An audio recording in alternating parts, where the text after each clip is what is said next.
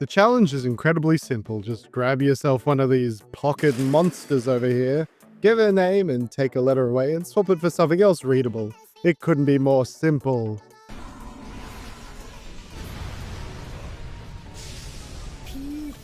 Try it out in the comments section, maybe even describe what your new Pokemon looks like.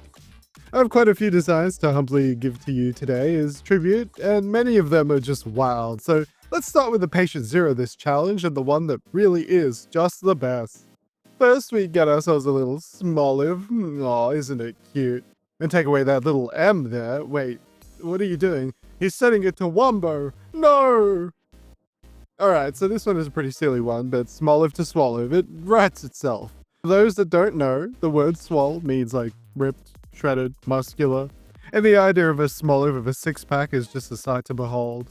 I wanted it to feel a little like Swoliv's head body thing was still the main thing you look at, where the actual olive part itself and the leaves now become a bit of an intimidation factor, in that the actual olive has, I guess, creases and marks on it that makes it look like an actual person's face straining as if they are fighting for their life on a toilet, while the leaves now become Swoliv's extra strong arms. Even Swoliv isn't skipping leg day. This thing can run you down and beat the olive oil right out of you. One little extra thing that either makes me smile or deeply concerns me is its evolutions. Would we just have the pillar men with some kind of Dolive and Arboliva that are just shredded to all get out? Or would it evolve into something completely different? Also, I apologize for Swoliv's shiny. Swoliv, the flex Pokemon, a grass and fighting type. Swoliv are terrors to anyone who dares come near them. They are strong enough to pick up entire cars and throw them with ease. When Swoliv exert themselves, a thick oil is excreted from their body that is packed with nutrition. Trying to get this oil is quite the task, however. Swoliv have the abilities Huge Power and Harvest. Next was Slaking, and there were so many different ways I could have went. Making it Slakong and turning it into Donkey Kong or something silly like that. But no, I decided instead to turn it into Slack-Ironed. Aww. Now it's not just a lazy, brutal ape ready to crush anyone every second turn or so. I started with the basis of the pose and having it so Slack-Ironed was contemplating life in a very calm and peaceful manner. To really sell that, I gave Slack-Ironed a little fletchling to sit on his finger. It probably whistles along with it. This is kind of the trope, isn't it? A ultra smart and sort of cultured monkey, Mojo Jojo and Gorilla Grodd and the like. So I thought it'd be fun to give it a little bit of a class with their neck piece looking a bit like a neck ruffle with a scarf or cravat. I chose normal fairy type for this one. Maybe psychic would have been fitting for a smart ape, but I like the idea of a fairy type, sometimes representing peace, calmness, and demure natured beings, when they are just tearing apart dragon types in the most brutal way possible. Slack-Ironed, the careful Pokemon, a normal and fairy type. Evolves from Vigoroth with max friendship and leveling up from a battle it hasn't participated in. Slack-Ironed are some of the sweetest Pokemon and will never hurt someone unless they attack first. Slack-Ironed has such tremendous power that not many Pokemon dare to incite Slack-Ironed. Slack-Ironed will hold multiple Slack-Off in their backs to help ferry them around to where they need to go. Slack-Ironed has a new ability called Pacifist, where this Pokemon's stats are halved if an enemy Pokemon hasn't or doesn't intend to attack each turn.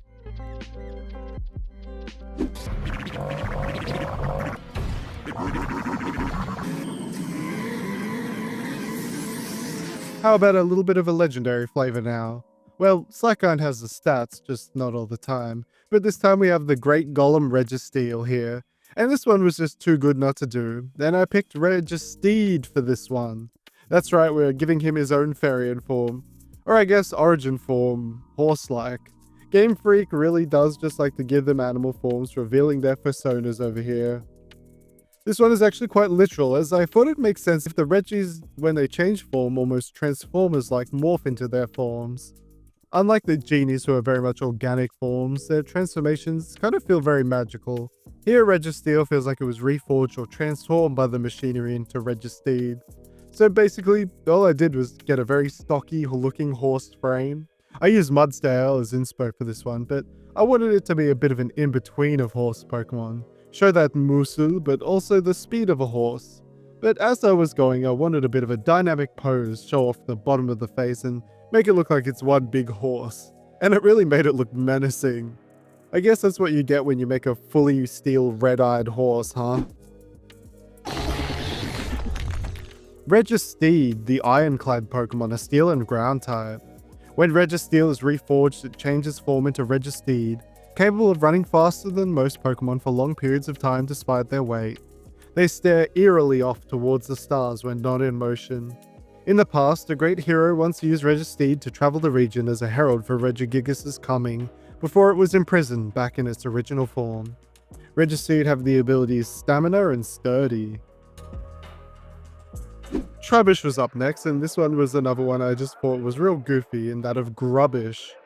I instantly had the idea of Phalanx that had that weird centipede look about it when the leaks happened, until we found out they were just a bunch of little fellas all just eager to charge in. So Grubbish has a similar build, a long line of what looks to be Trubbish, but oh no, these are all fused together in a Trubbish centipede. This could easily pass off as a convergent Pokemon like Wiglet and Wugtrio, as it changes just enough to be weird and wacky. This is another one where it feels like its evolution could go either way. Do a Bug's Life and have it be a Garbodor with beautiful butterfly wings, or have it evolve into something completely different and make it actually beautiful. What am I talking about? Garbodor is beautiful! Grubbish, the grub Pokemon, are bug and poison type. Grubbish live in large colonies where they eat garbage from local towns. They aren't picky, and so many towns will have piles of trash outside of the town for Grubbish to devour. Once they eat enough, they leave the colony ready for metamorphosis, traveling to the tallest tree they can possibly find. They are quite slow, so it takes a while to get there. Grubbish have the abilities Suction Cups and Cud Chew. When I set out to do this challenge, I didn't think about Paradox Pokemon, but they legit have a really fun challenge behind them, because I'm turning actual words into other words. English be wild. But the one I wanted to do was Iron Thorns, and yes, I did a bit of a cheaty thing here, as it's now named Iron Shawns. As in the sheer or be sure, not like the actual name. Okay, it's weird, but you will forgive me once you see what I did. I decided to keep it as a paradox of Tyranitar still, some kind of upgraded or transformed package for the Iron Thorns. But now instead of just spiky thorns, it becomes a big scissor creature. Edward Scissorhands looking lad. Instead of hands, it now has some big menacing looking kill-the-kill sizzy hands, and even tail.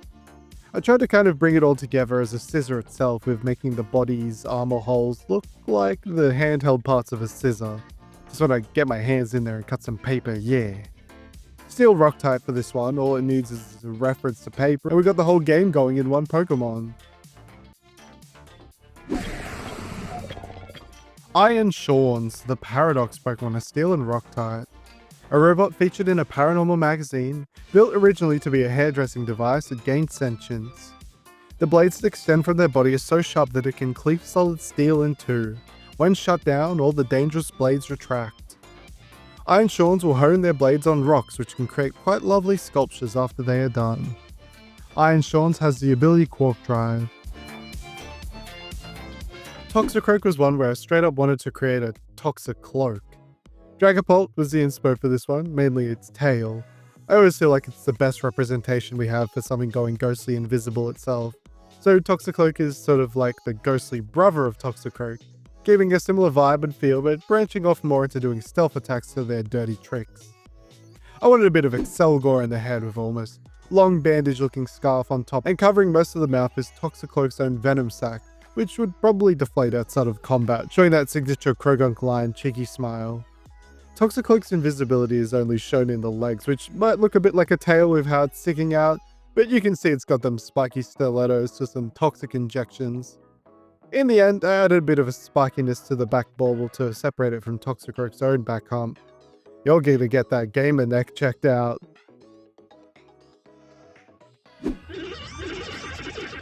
Toxicroak, the stealth Pokemon, a poison and ghost type. Evolves from Krogunk at level 37 while holding a covert cloak. Toxicroak have specialized venom that when coated upon their body, it bends light that falls upon them, allowing Toxicroak to become almost fully transparent. Their red claws secrete a similar venom that when injected into opponents, causes a swift but painful end. The opponent will never even see Toxicroak. Toxicroak have the abilities Clear Body and Infiltrator. 4 more left, and these first 3 are kind of a combo pack because we have Porygon, Porygon 2 and Porygon Z. And what did I change them to, you ask? Well, okay, one or two of them is slightly cheating, but that's fine. They all become Porymon. That's right, I'm throwing a curveball and making these all Digimon. Oh, I'm gonna get sued for how bad I am. This was a lot of fun to try and go hard on the Digimon art style and adapt these guys to it. Honestly, these are probably closest we can get to a Digimon in Pokemon anyway. But there are some things Digimon do with their art style and design choices that make it feel very different to Pokemon. As you can see for regular Porymon, the rookie version, they have much more emotive eyes and iconic Digimon style eyes. Not only that, some big sharp chompers. Porygon doesn't really have a mouth, so it does make it seem a little weird when I'm looking at it. And to really seal the Digideal, I gave it some of those Digimon holy rings, but kind of more polygonal. Helps give them some kind of holy powers, I think. This one actually kind of gives me like a main character Digimon vibe. A big old nerdy rookie that'd actually you. Porymon 2 is really more of the same, but you know, smooth. I gave it again the eyes and mouth, instantly making it Digimon-like, but also gave it some textures which Digimon art stylists want to do, and made it feel a bit more mechanical. I guess it could be called Porymon 2 though, nothing comes after the Mon in their names, so I'm voting we name it Smooth Porymon or HD Porymon, something silly like that. I wonder what its signature attack would be, some kind of virus-busting attack I'm sure. And finally, Pokemon Z is where it all goes off the rails. It's broken its holy rings and is now corrupted. I really like how Andromon has this sort of nasty android flesh underneath the metal parts. It's cool and edgy, so for Pokemon Z I gave it that part where the eye is. Kinda gives some horrifying implication as to why it's like that and what's underneath. But also the arm part now also extends out and has similar flesh parts. It's just nasty all over, okay? And very biblical, accurate angel in nature looking. I don't know if that's really a good thing or not. Honestly, this could be a dark Digivolution compared to that of Skullgreymon, with how nasty it is. Now I want to see Porygon evolve into Porymon 3. And the final one of the video is Reshiram, a majestic creature. I swapped the R for an L. Fans of Inscription and I guess just general myths and legends would know of Leshy, a forest-dwelling spirit, who is normally seen as having sort of hair made of various plant material. And that's exactly what I did with Reshiram. I kept a very similar look to that of normal Reshiram. Can't be perfection, but I instead made it so the main body of Reshiram is the trunk of a tree, and all the various plumes of hair and feather are now autumn leaves. Listen, if I had $1 for every design I made of an autumn legendary with red leaves on it, I'd have $3, which isn't much, but shows I have the need to compulsively make autumn-themed legendaries. I've never really noticed that Reshiram's body is very strange looking. It's not bad, mind you, but the size of the wings coupled with the bipedal nature as well as being very curved frontways just makes it feel very awkward. And I think that's why the sort of pelvis spike is there to help balance it out. So many ways I could have said pelvis spike there, but gotta keep it PG. Reshiram, the forest Pokemon, a grass and dragon type. Legend has it that a deep ancient forest was threatened to be destroyed. It gained sentience and rose up to protect itself and became Reshiram.